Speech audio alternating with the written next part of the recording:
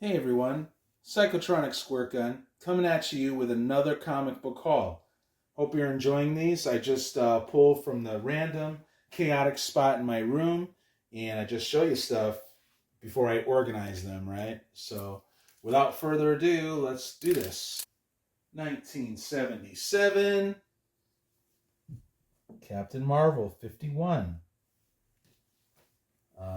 I'm slowly reading the good stuff, right? The good Captain Marvel. This is okay. This is not Jim Starlin, but I love collecting my runs. That's what I go after, you guys. Go after the stuff that you love. Don't listen to anyone. So they tend to have these errors sometimes, and they kind of scoff at what you're into, but always stick with what you truly like, you guys. And yeah, and I like the space-faring heroes of Marvel. I love learning about them. So there you go. Another character I like from the year 2000, we have Batgirl, number 5. Cassandra Cain, my favorite Batgirl. Something about her intensity of being a mute, really worked, in my opinion. Not that that's a great... Nothing really happening there. Yeah, the art in here is a little muted. Oh, it's not muted. It's just the inks are heavy. They're darker, you know. Um, but yeah, I've read some of these. I don't think I read this particular issue. Yeah, but I love my gal Cassidy. Right? Cassandra Cain. 1976. Iron Fist, number 7. We got Chris Claremont and John Byrne working right before their Uncanny X-Men run. Isn't that beautiful? John Byrne's Iron Fist. I love it. Very cool. I did have one of these that was cut up, and I sent to my guy, Easy Comic Reader, man, my friend. Sometimes I keep them. Other times I give them to my friends. I try to upgrade. I like my comics complete, to be honest, but I should have held on to that Iron Fist. But Mike got it, I give stuff to Mike. Sometimes when I don't have doubles, you know what I mean? You just do that. You let it go. Like Micah once said to me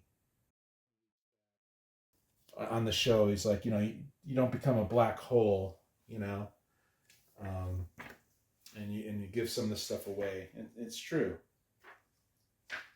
So 1994, a Jim Shooter publisher when he left Marvel, Defiant, Dark Dominion, number 10.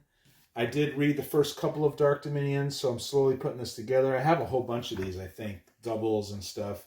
It's not very popular, but I liked it. It's this guy who can see these demon spirit things that are on people when no one else could see them, and how these things influence people's behaviors and stuff. Oh, look, he's in Hollywood. I like it, so I need to get back on reading Dark Dominion. Got just so much to read, you guys, That's when people are telling you, hey, read this. Why don't you read that? And you're like, because I got a big stack already. But you'll like this and that. Okay, I'll try it. And then you listen. Sometimes you listen to your friends, right? Other times you tell them where to go. Okay, so 1974. We've got a wonderful early issue of Doctor Strange, number 3. This is a cool story in which you get your Frank Brunner art in the beginning because he's stuck in the orb, the eye of Agamotto, right?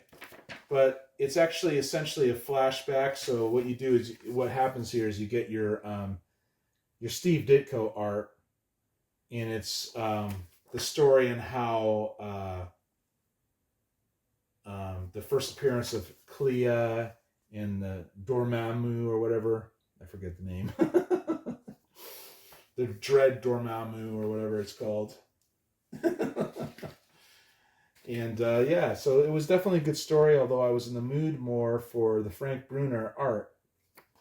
But, you know, I'm sure it'll happen in issue 4 for me. Okay, 1982, we have Captain Victory and the Galactic Rangers. I think this is issue number 4. And it was pretty good. It was definitely strange. Let's put it that way. But I liked it, you know. I liked my Kirby from the early 80s too, when he's doing the indies from the 80s, right? And this guy, it was just really strange. They're fighting like these insectoid things, you know. You gotta love Kirby art. And then Captain Victory's allies could turn.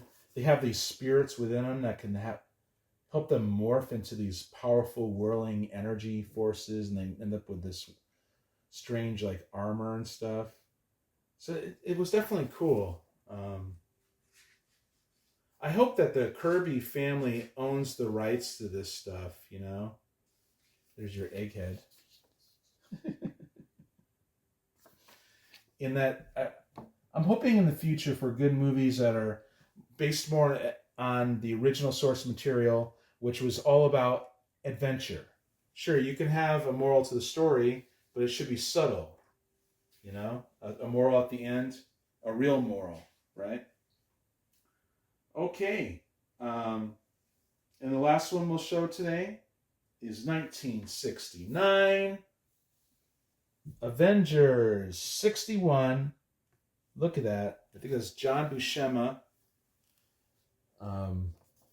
Awesome comic here. Love it.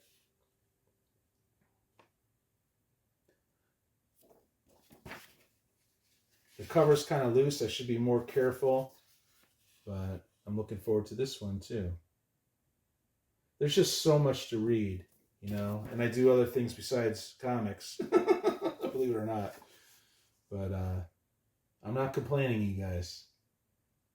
I just think it's wonderful that we can have these on the cheap, you know. It's just beautiful. The color's really popping this. I remember there's other pages on here that were awesome, but I'll just let it go at that, I think. Yeah, you guys, that's it. Thank you for watching. Please check out my show tonight. It's chaotic comic book cover displays and more with friends.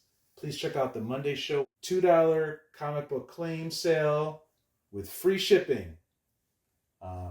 It's a fun show. All right, you guys, that's it. Thanks for watching, and I'm out. See you on the next one.